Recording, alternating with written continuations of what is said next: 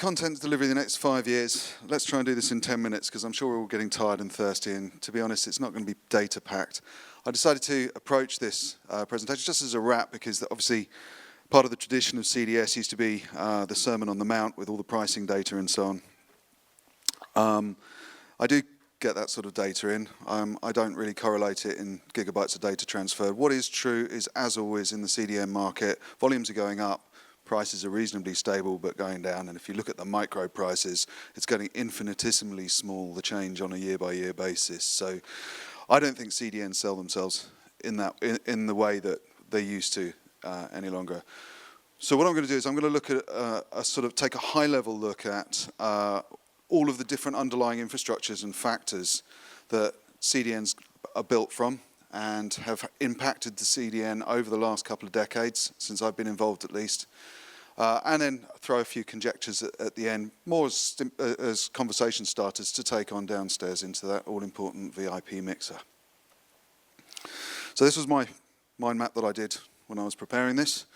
I'm going to try and get through that list, more or less, in 15 minutes. So we are going to skip over a few of these. Sadly, the slides aren't working right. That's just what we want. Look at that. The fancy Zoom thing's not in the right place. Let's just go up here. It's right at the top. Let's just go back and do it again. Come on. Love a good presentation. Oh, it won't get there, will it? I know why.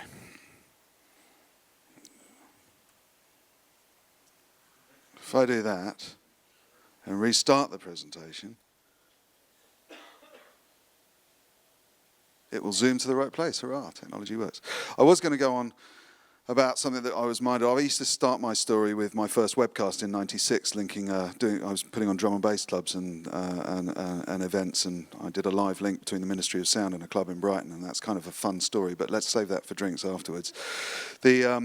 Actually, slightly more fascinating when I started looking at infrastructure was in 1990 I got access to an IP network called Starlink. I got my first email address, got myself online, became aware of what was going on with IP networks. Starlink was set up to grab one of those 100 meters type events, but even more rare, it was a supernova that happened in 1987, and immediately afterwards all the observatories decided they needed a network to link themselves up so that the next time a supernova happened, they could synchronously point all the telescopes at it and get as much data as possible. That was the world I was in. I was in astrophysics. We were taking the photon counts off a £500,000 1 megabit CCD in the back of a camera. So that's reflecting on how content signal acquisition's changed in whatever it is, 3 decades now. I was then calling up a tape op who was putting the tape online in the observatories, and I was transferring the data on a 64K line back to the university, where I was then processing it, and I was building 1 frame a day and animating these contours of photon counts and creating animations of fast orbiting binary stars, which would take me several months to create possibly 1 rotation, depending on how fast the binary star was orbiting. And that was streaming media in 1990. Okay, so we've come quite a long way in 4 decades. That was 24 frames in 3 months or something in those days. So that was quite a limited network, a reasonably interesting environment. Certainly got me into the space. Fast forward 5-6 years to my wayward years doing drum and bass clubs. We start seeing Twisted Pair appearing. Okay, and at first, really with voice calls, we'd had mono. Voice codecs just signaling in mono. I was fascinated in getting stereo from the live desk in one club to another, and I went looking, I found MP3, and MP3 happened, and the whole real audio scene in the mid-90s leading on to Napster and all of those great things that have sort of seeded our industry. There was no CDN at the time. There's not really a need for CDN because people weren't really demanding this sort of content, and the transatlantic or the transoceanic haul wasn't really needing proxy servers.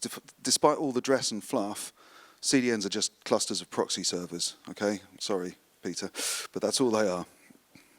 Neil's gone, all right, apologise to him too, and Alicia's not here as well, but they're just clusters of proxy servers. So they came in when people wanted to start to send this repeated data over these expensive transoceanic fiber links, and they were expensive at the time. So a proxy server saved some money. It really was an economic difference at the time. And that's why we all sort of hear about these, as I referenced at the beginning, you hear about these per gigabyte pricing, because I'm sure some of you will remember $10 a gigabyte. You know, it was crazy money when you think about the quantities of data that are delivered 30 years later. Moving on, infrastructure changed. DSL started to appear on top of the HFC networks. Obviously, within the HFC networks, IP multicast was tried out, DVMRP, in 94, 95. Flood and prune multicast caused all sorts of multicast broadcast storms. The CTOs in that era who were driving carrier investments fell out of love with multicast, which is still a problem we have today. I'm still very passionate about IP multicast, but the decision makers in the mid-90s tried it out too big, too soon, and it failed, and they didn't understand why, and they didn't give it enough time to mature.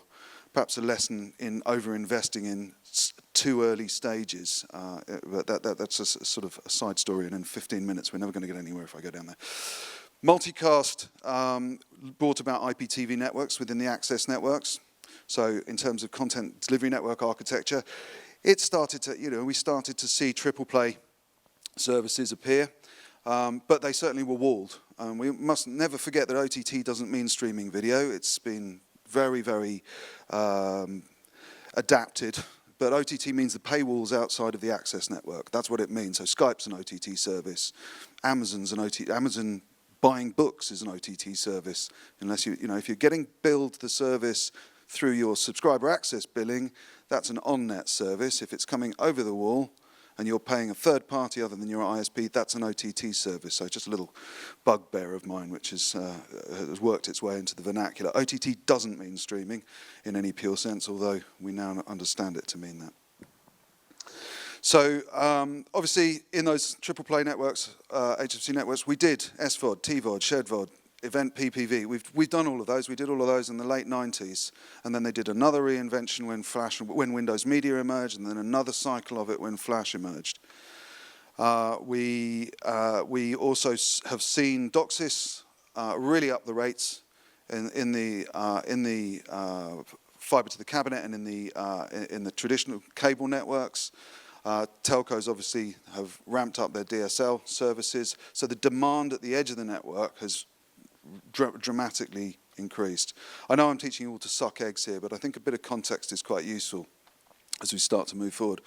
Satellites are a much forgotten but very important part of the service mix. Yes, we all think of satellite as a one-to-many broadcast to all the homes. Satellite natively multicasts. It's ubiquitous. Sorry, Peter, it's got much deeper reach than you. It can reach parts that other CDNs can't reach. I'm really there already. It's two-way. It can facilitate, the high-speed IP networks that are being launched on most of the satellite networks using Ka/Ku band at the moment is a very interesting alternative to backhaul fiber, which is restricted in a lot of locations, especially outside North America and Northern Europe. And its ubiquity is nothing to be sniffed at. If you want a good CDN that will get your content to every mobile phone mast in sub-Saharan Africa, you're not going to be able to do that with any of the CDNs in this room. Sorry, Peter. I'm picking on you now. Mobile. Can't have a conversation about content delivery without thinking mobile. We've all become detached from those wires, and that's important. But I personally would say 3G, 4G, 5G, who cares? Everyone's getting a bit overhyped about 5G. It's a little way off yet.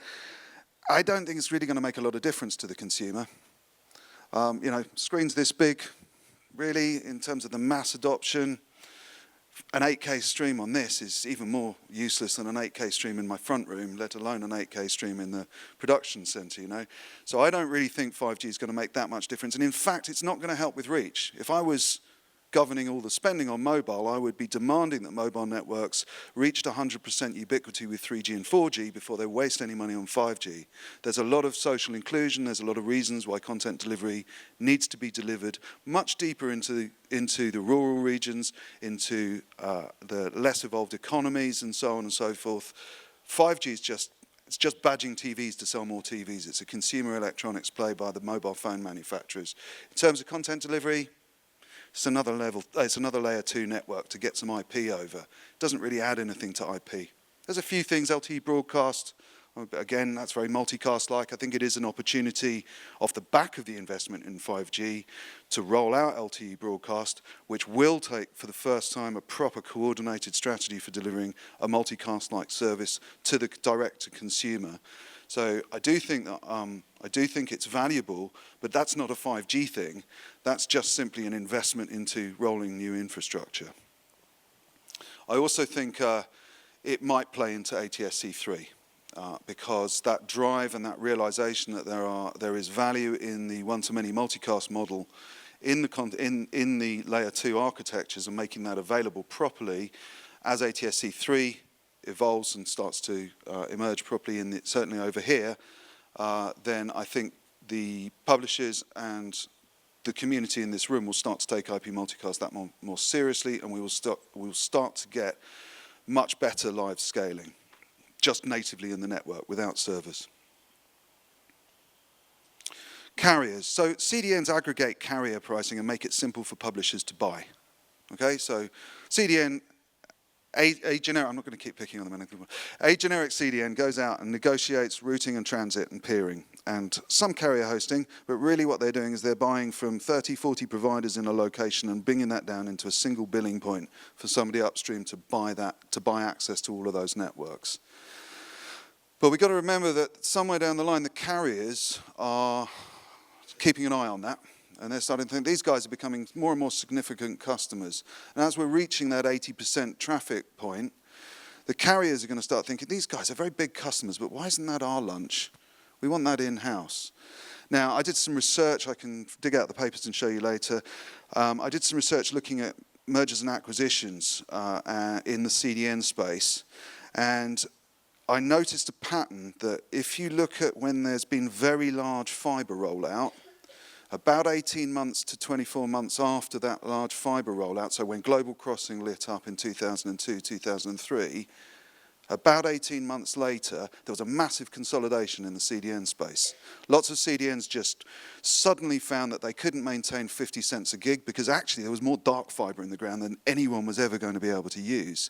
And the CDN message that the networks are congested was frankly a lie. You can just add more wave division multiplex wavelengths and double your network capacity. And this happens all the time. You know, we doubled the internet capacity last year. If you go and look on telegeography and look at the stats, there are so many dark fibers being lit at the moment. We've mentioned Facebook, Microsoft, Google, and I can't remember the fourth party who did the Pacific Link. But there is a lot of dark fiber, and it's very easy to light up. It's probably much easier for a carrier to light up fiber and just create an abundance of capacity than it is to learn how to run applications that do CMAF chunking and HLS transfer and all of these new skills that carriers don't really want to play with. Their telcos. They've always relied on the CDNs to do that. CDNs sit. To a carrier, a CDN looks like a software company. To a publisher, a CDN looks like a carrier. So they sit in this middle point between the two, helping both parties approach their markets. But when they get big, and if they head towards that number I mentioned earlier today, that's 68 billion, you can be sure as hell that everybody's going to want a bit of their lunch. And we've seen that happen. We've seen that happen with the PTT in the UK. BT launched their own full-blown, full-stack BT Vision service. It's an exemplary service that's really fully integrated. It's on-net, off-net, multicast, everything. They've really done it right. And that's a PTT getting into this place and playing correctly. They do fall over onto Akamai for off-net delivery, and they use Akamai for some on-net delivery as well. But they're learning how to do this in-house. So that's a threat to CDNs. The other thing that's a big threat is power. This is a much bigger issue than most people realize. Talking to Dave Crowley, there's an article I mentioned earlier that was I put together for Streaming Media last autumn. Talking to Dave Crowley about what are the big challenges for him. He's the network planner for Microsoft. He's the guy who commissions billions of pounds to send boats across the Pacific running fiber. Talking to Dave, about where his big challenges are. It's where do I find a landing station? So you get what a landing station is? I know you guys live in the cloud. A landing station is a real physical thing. It's where a fiber comes out of the sea onto the beach. Okay? Landing stations on a beach, you've got to get that termination into a metro zone, okay, into a place where people are going to buy those services in quantity. Where you locate that data center and that exchange, you've got to get power to it, and you've got to get diverse power to it, otherwise your power company rips you off. Look at Bitcoin mining. They're always switching clouds between hydroelectric and coal, and they flip around. Power is critical. Dave is trying to find 150 gigawatt, this is into your space, trying to find 150 gigawatt power diversely from multiple suppliers, effectively co-located or with proximity to landing stations and metro zones. And that's a full-time job for a big team, trying to locate that stuff, negotiate those deals, find where to install that capability and capacity. I wouldn't be surprised if carriers diversify into power. It was interesting having Schneider Electric here today. I think that's the very first evidence at the CDN conference, at CDS, that this is going to start happening. I wouldn't be surprised if next year we start seeing more close relationship between the people in this room and electricity companies. Okay? It's not just about the availability of it, it's also about the efficiency, making sure that the FPGAs are in those networks and making it clean and green. You know, the power relationship isn't just something that someone else sorts out. It's becoming a limiting factor to scaling what we in this room are doing. Data centers, some of this actually carries over from the power issue. Data centers are driven by power, you know. So the red dotted one I've already mentioned. Microservices, we've spoken about a lot this afternoon in particular, and that's changing the way we're doing, we're setting out our commercial setups. The fact that you can move function to data rather than always bring data to function is changing the economic models that underpin what CDNs are doing.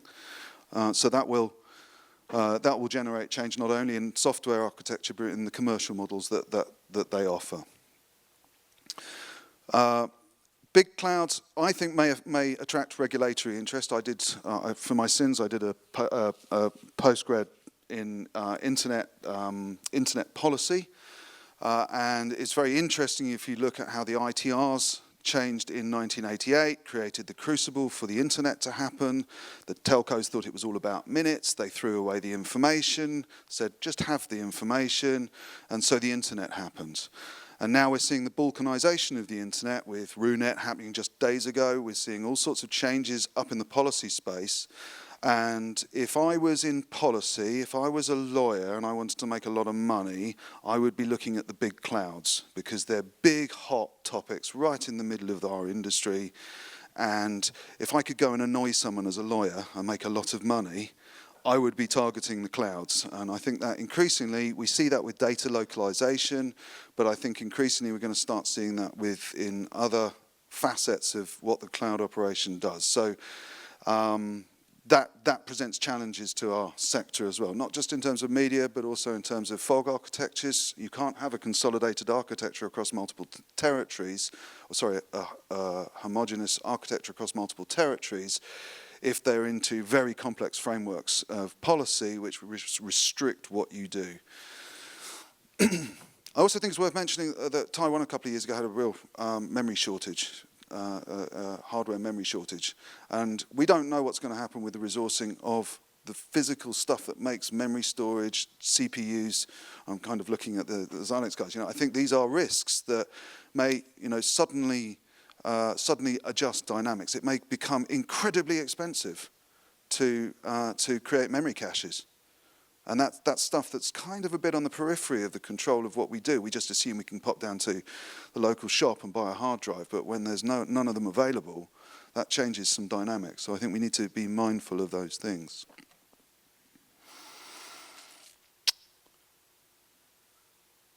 I think we're going to skip this one in the interest of time because this is touching on power, localization of data, and so on. But I think the data center architecture is likely to head much more towards nanopops, micropops, and fog architecture. I think what Neil was talking about from Limelight is exactly what I see as central to one of the key disruptive evolutions of CDN. I think we're going to see microservices being part of the caching infrastructure, not just enabling it, but part of it. This is quite a voyage, isn't it? We're nearly there. So, right, let's move up the layer, up the stack, one more layer into the application layer. So what's going on? Well, CDN is obviously pretty mature in the HTTPS multimedia stuff.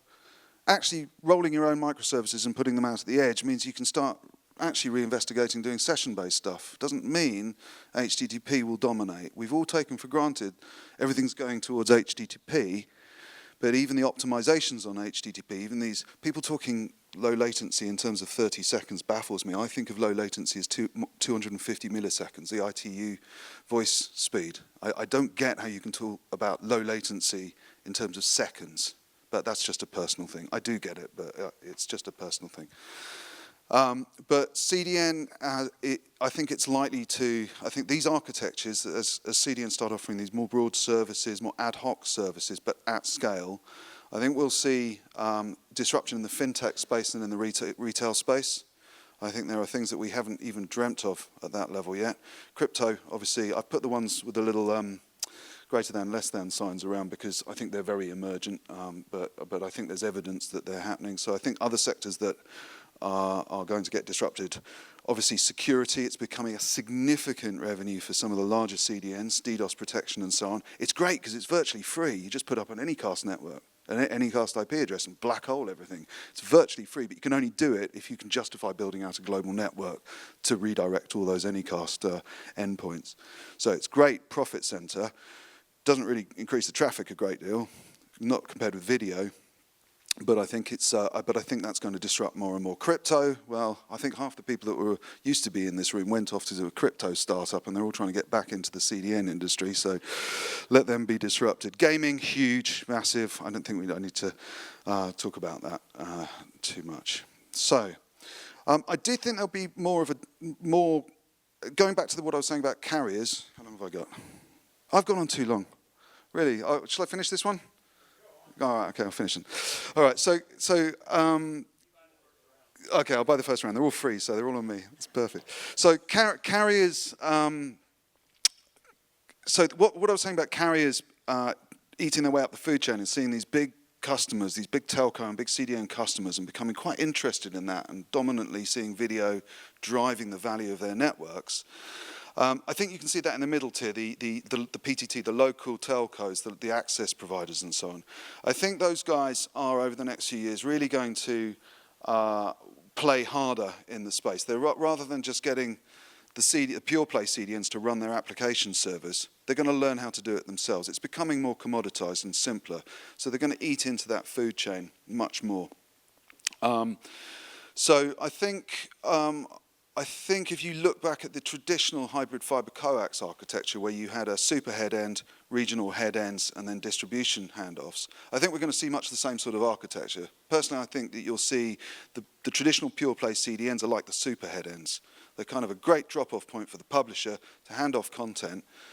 But actually, I don't think the CDNs are going to be doing the delivery. I think they're going to be doing the delivery to the access networks, and I think the operators will be doing the delivery more and more. Partly because I think content is traditionally licensed by territory.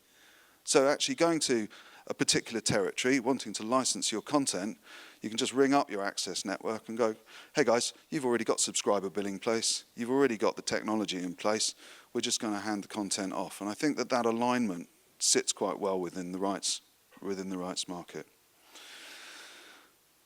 So just a handful of quick futures. So I think there's still a lot of rural area needing covering. I think 5G is a distraction in my own opinion. I think we should be getting ubiquity with mobile out there. I made some predictions. I used to have a final slide in my slide deck for about 2 years. I had a picture of a flat screen TV, and I made a prediction that there'd be a TV with a SIM card, an eSIM built into it.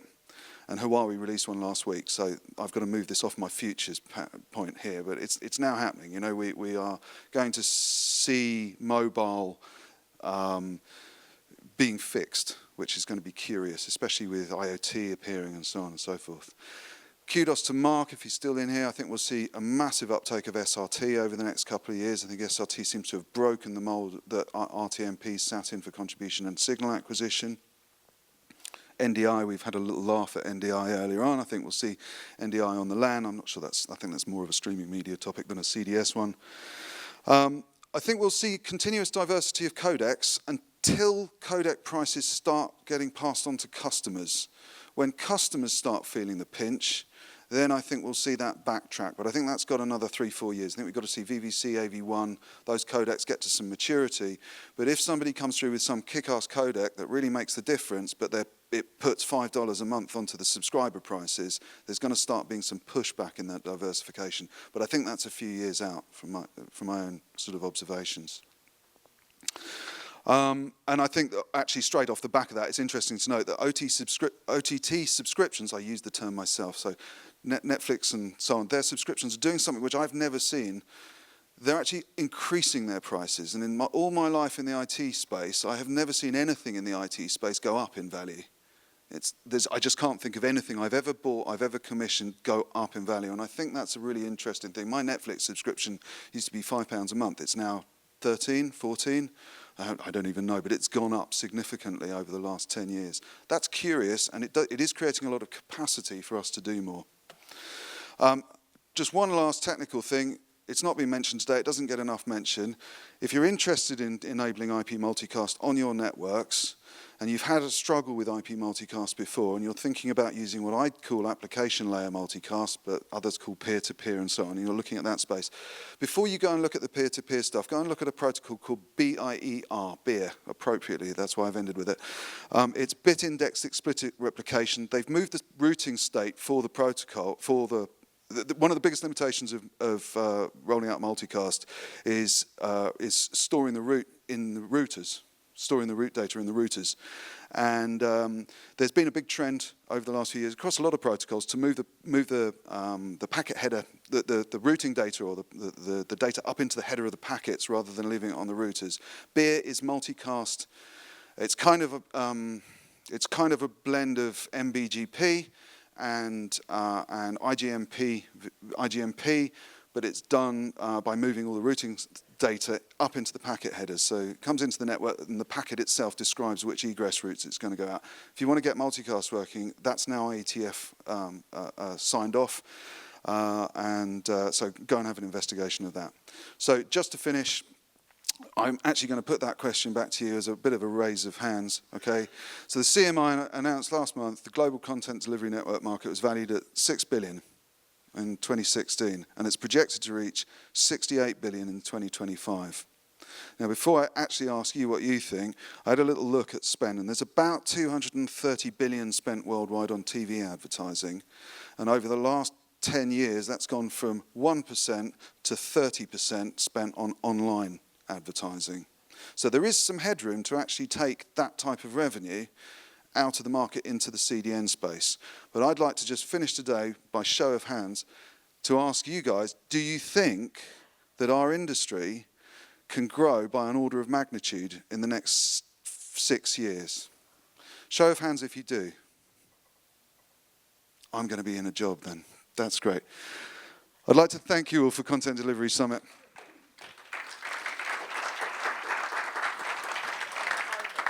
I'll be around for questions and drinks. I'm not going to take questions here because I've overrun massively, but I have got the secret number for the SMAF party if you'd like to come to the after party, which is after the networking drinks.